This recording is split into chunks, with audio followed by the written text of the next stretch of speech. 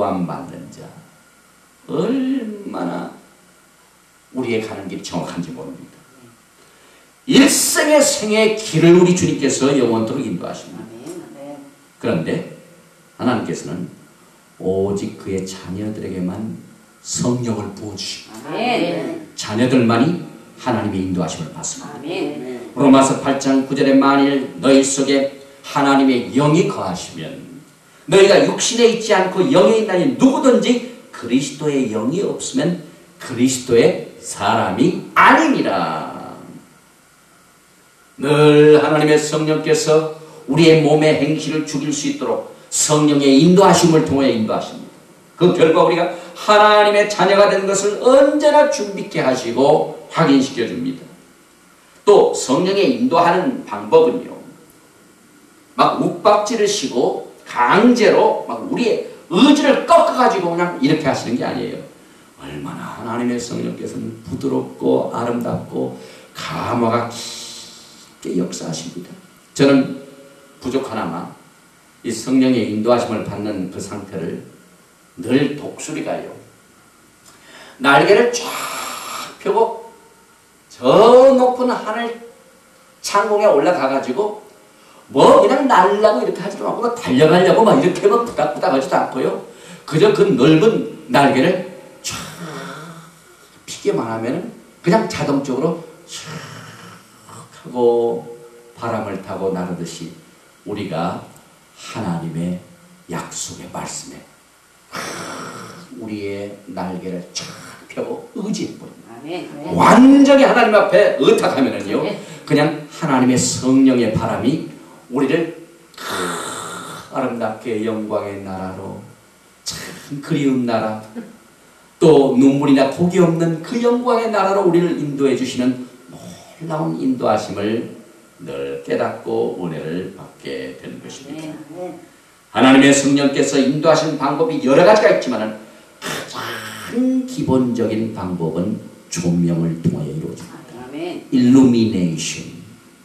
특별히 하나님의 말씀에 조명을 통하여 인도해 주시고, 이것이 가장 기본적이고 정확한 방법인 것입니다. 성령께서는 언제나 우리가 약하고 음란한 세대에서 말씀을 통하여 우리가 깨닫지 못할 적에 하나님의 성령께서 그 말씀의 조명을 통하여 여러분의 가는 항의 길을 인도해 주신 것입니다. 어떤 경우에는 특정한 뚜렷한 방법으로, 실제적인 방법으로 나타나시지만은 가장 기초적인 방법은 하나님의 기록된 말씀을 통해 인도하십니다. 그래서 우리가 이 말씀을 볼 적마다 하나님의 성령의 인도하심이 강하게 나타나는데요, 성령의 조명을 설명하는 가운데 가장 잘 설명하고 있는 말씀이 고린도전서에서 나옵니다. 고린도전서 2장 14절 말씀에 육의 사람은 하나님의 성령의 일을 받지 아니하나니 저에게는 미련하게 보이며 또 깨닫지도 못하나니 이런 일은 영적으로야 분별함이니라. 네, 하나님의 성령께서 조명시켜 주셔야 이것이 옳고 그른가, 이것을 분별하게 되는 것입니다. 우리가 세상의 지식을 가지고는 절대로 하나님의 영적인 일을 분별할 수가 없습니다. 그 이유는 고린도전서 1장 20절 말씀에 지혜 있는 자가 어디 있느뇨, 선비가 어디 있느뇨, 이 세대 변사가 어디 있느뇨, 하나님께서 이 세상의 지혜를 미련케 하신 것이 아니뇨. 그러므로 성령께서 조명시켜 주시고 밝혀 주시면은 우리가 그 길을 알고 인도함을 받게 되는 것입니다. 고린도전서 2장 13절에 우리가 이것을 말하거니와 사람의 지혜의 가르친 말로 아니하고 오직 성령의 가르치신 것으로 아니 신령한 일은 신령한 것으로 분별하느니라. 우리가 영광의 나라를 향하여 영광을 사모하는 것, 세상의 지식 가지고는 준비 못합니다. 깨닫지도 못합니다. 신령한 일입니다. 영적인 일입니다. 그래서 이것은 신령한 일이기 때문에 신령한 것으로 분별해야만 되는 것입니다.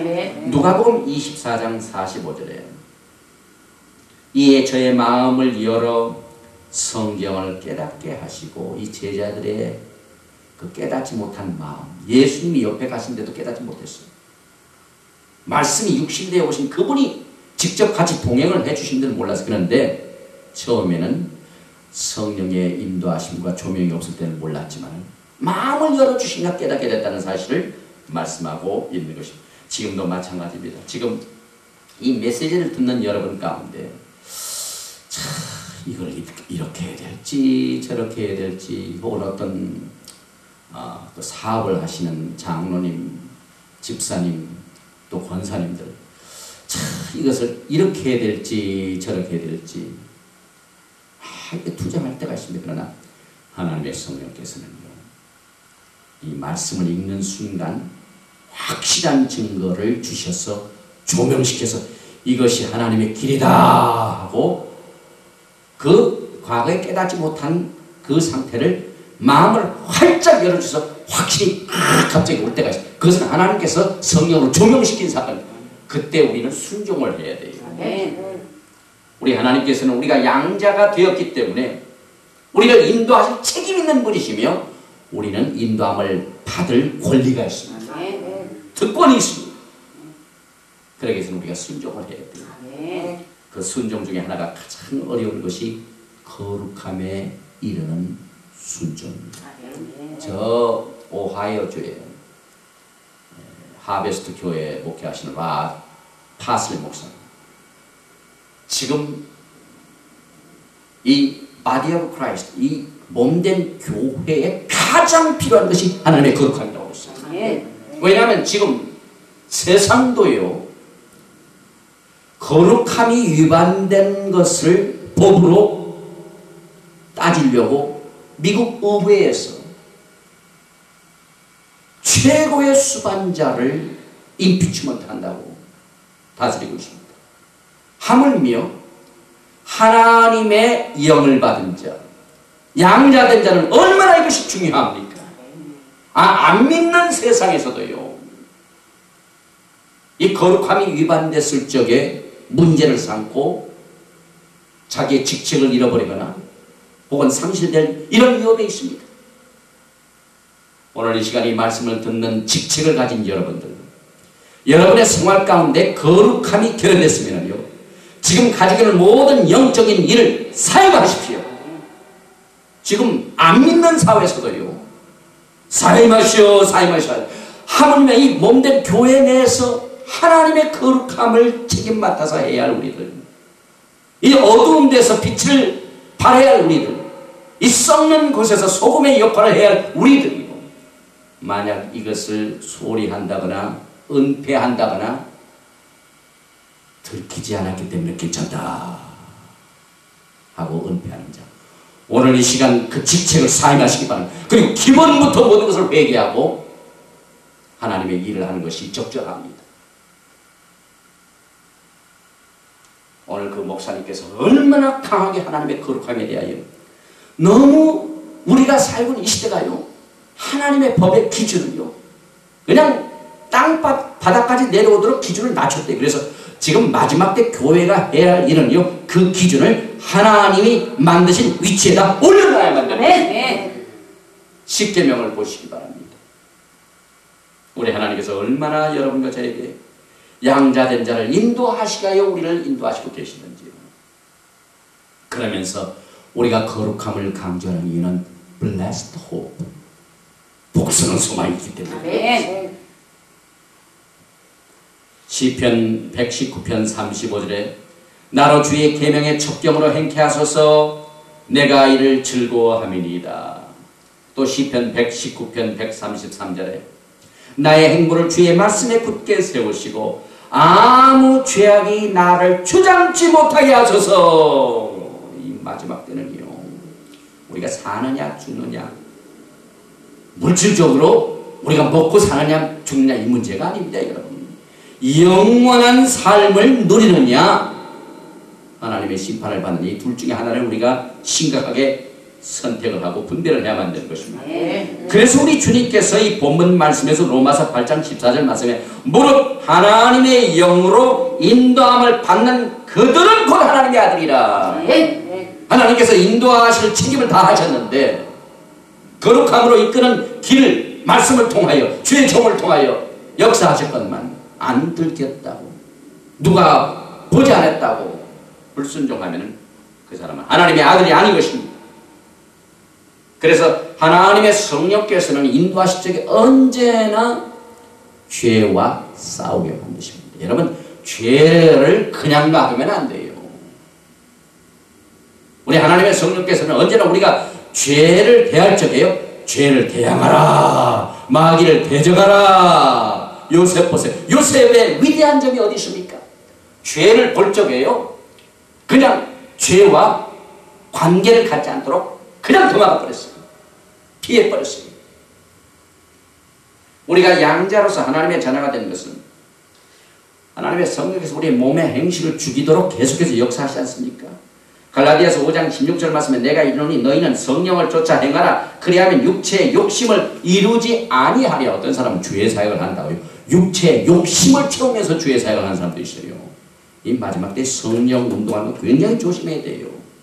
우리가 하나님의 자녀로서 성령께서 양자가 된 것을 증거해 주신 가운데요, 우리가 죄를 묵인하는 것을 제일 싫어하십니다, 여러분. 네.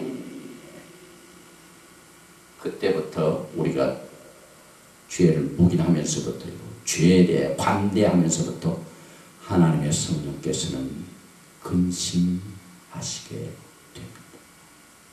예배소 4장 30절 말씀에 하나님의 성령을 근심하게 하지 말라.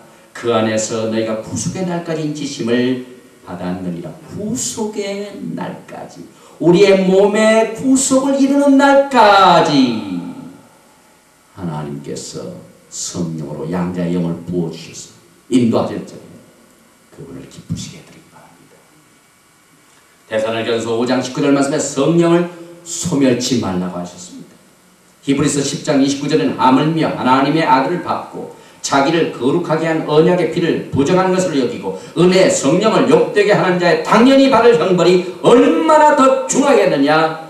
너희는 think, 생각하라. 이와 같이 하나님의 성령께서는요, 조명을 통하여 거룩해 하심으로 인도하실 뿐만 아니라 성령으로 우리를 자유케 하셔서 양자된 것을 확인시켜 줍니다. 그래서 오늘 그 다음 말씀 보니까 너희는 다시 무서워하는 종의 영을 받지 아니하였고 양자의 영을 받았으므로 아바, 아버지라 부르짖느니라. 이 얼마나 하나님 아버지 앞에서 우리가 자유스럽습니까? 히브리서 2장 15절 말씀에 또 죽기를 무서워함으로 일생에 매여 종노릇한 모든 자를 놓아주려 하시니, 우리가 양자의 영을 받기 전에는 이 죄의 종의 영을 받아가지고 얼마나 무섭고 떨리면서 우리가 종노릇 했는지 모르는데, 그러나 우리 주님께서는 그것으로부터 자유케 하셨습니다. 인간은 끊임없이 죄의 죄책감으로 심판의 두려움 가운데 천둥 번개가 치면 혹시 내가 범죄해서 하나님이 혹시 우리를 때리지 않을까, 이런 두려움으로 삽니다. 그러나 하나님께서는 양자의 영을 부어주실 적에 자유함을 주십니다. 율법은 진노를 이루게 하나니 율법이 없는 것은 범함이 없느니라. 우리가 하나님의 자녀가 된 것은요, 무서워하는 종의 영을 받게 한 것이 아닙니다. 하나님의 성령께서 우리가 하나님의 아들이 된 것, 또 그 안에서 자유를 누리게끔 이렇게 인도해 주셨습니다. 그래서 하나님께서 우리에게 주신 것은 두려워하는 마음이 아니요 오직 능력과 사랑과 근신하는 마음이니, 사랑 안에는 두려움이 없고 온전한 사랑이 두려움을 쫓다니 두려움에는 형벌이 있으리라. 두려워하는 자는 사랑 안에서 온전히 이루지 못하느니라. 요한일서 4장 18절 말씀. 그래서 우리가 정말 하나님의 자녀가 된 것을 누리게 하시기 위하여 계속해서 자유를 주시는데요, 어느 정도로 자유케 주시냐면요, 하나님 앞에 가서 하나님 아버님, 우리가 당연히 그렇게 되죠. 그런데 여기 보니까 아바, 아버지, 그건 모르면 아빠, 데디, 얼마나 하나님 아버지와 우리 사이 관계가 자연스럽습니까? 이건 놀라운 축복입니다, 여러분. 이것을 좀 더 깊이 생각하기 위해서요, 우리가 양자의 영을 받음으로 하나님과 우리 사이 관계가 굉장히 크게 변화되는데요, 우리가 이제 구원받은 것을 우리는 칭이라고 합니다. 우리가 하나님의